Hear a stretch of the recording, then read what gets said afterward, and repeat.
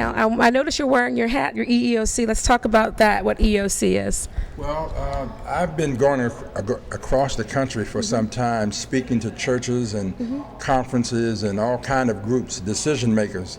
And I have a common thread, a theme that is in all of my messages, and that is everyone counts. Right. So EEOC stands for everyone counts. And so what that really means for me is, let's just use the district government, Washington, D.C. And not to cut you off, but my point was I wanted to talk about the churches and the government, but we'll come back to that. Okay. Thank you. Mm-hmm. But Washington, D.C., with regard to data collecting and reporting, their numbers have been skewed for some time. And so their counts of who has the infections, who has the disease, and those who don't, has been messed up for some time. They're getting it right now. But now, when you say they're getting it right, who is that? That's the government. Okay. Now, which part? Because I know there's WHO, which is the... I'm talking about the local D.C. government. Okay. But there are other localities and governments across the country that have had the same problem, and that is how to collect the data, how to report the data accurately. And so if we don't have an accurate count, we really don't know the true picture of the epidemic. Yeah. And so my message is we need to get the count right, but at the same time we need to send the message that everyone counts. Right. That is those who are infected and those who are affected, those who support those who are infected, family members who go through that challenging time with loved ones who pass away.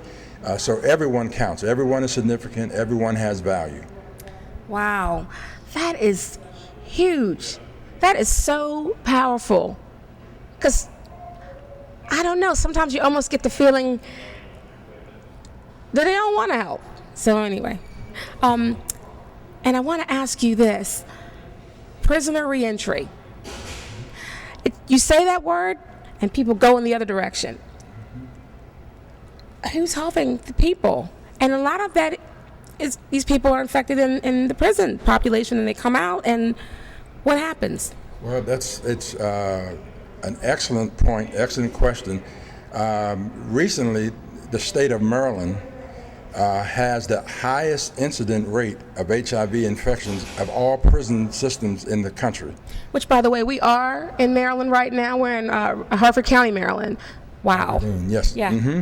And so we have grantees who are working across the country who are working with programs that help the reentrant, those who are returning home.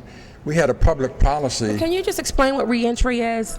Reentry is the ex-offenders coming home. Okay. And so what you got to look at it from a broader picture with regard to the public policy that this country had years ago, which was born out of the crack crisis that we had, the drug crisis of the 80s. And so the public policy was lock everybody up.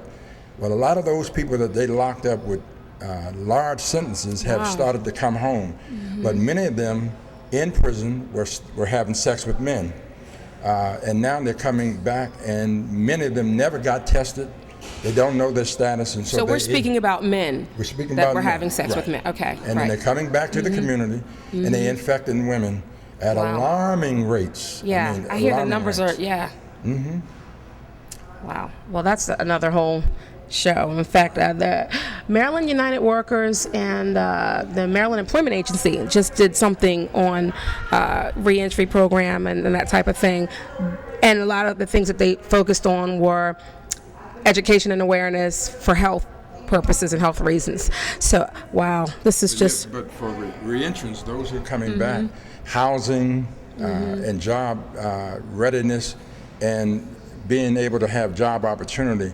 If they don't have housing, if they don't have job skills, and they not been trained properly, they're going to repeat, and so they recidivate and go back to prison. And we're going to talk about real quick what recidivate means, and then my question is, how do you think the church is? What's the church doing about this? Because I have my theories. And I don't want anybody from the churches calling me, because I just... Well, I'll take the weight off. Thank you. Because I travel and I wear two hats. I wear the funder's hat, and then I have pastored 3 churches in 3 different states. I've been ordained for 28 years. The church currently, at this present moment, has not stepped up to the plate the way that they should. Okay. There God are bless churches. you. God bless you. There are churches Yes. who are making a difference Yeah.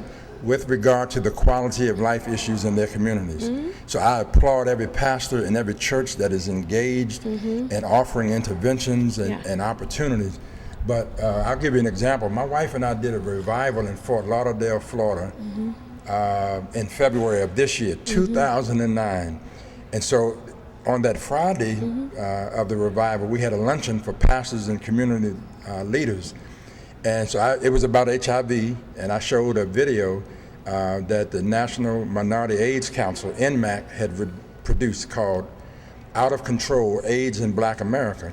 Powerful piece. And at the end of that, I took questions and answers. And a pastor raised his hand. He said, "What do we do at our church?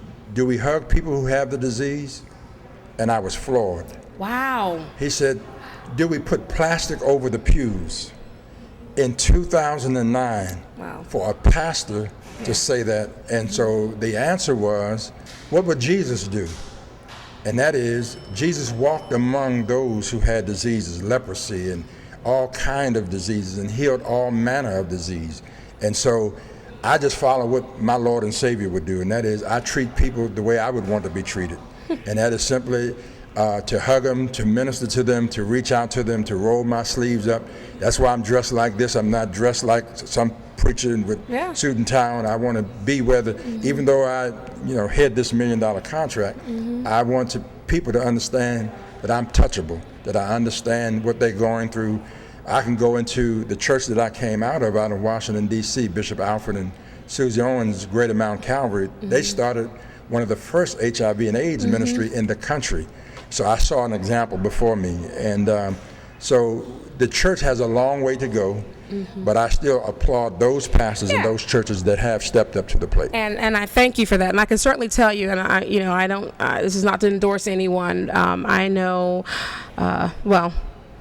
I will just say to Rudolph Johnson, who is at Restoration World Ministries Church, and they're here in Harford County, and I know the work they do because I've seen them. We're doing it together, and I'm hoping maybe they can get in touch with you, or you can get in touch with them. And if people want to get in touch with you and find out how they can partner with you, or if you have any words to leave with people about what you are looking for to be able to move forward in what you do, what would you say? I would say that's a good point. Thank you.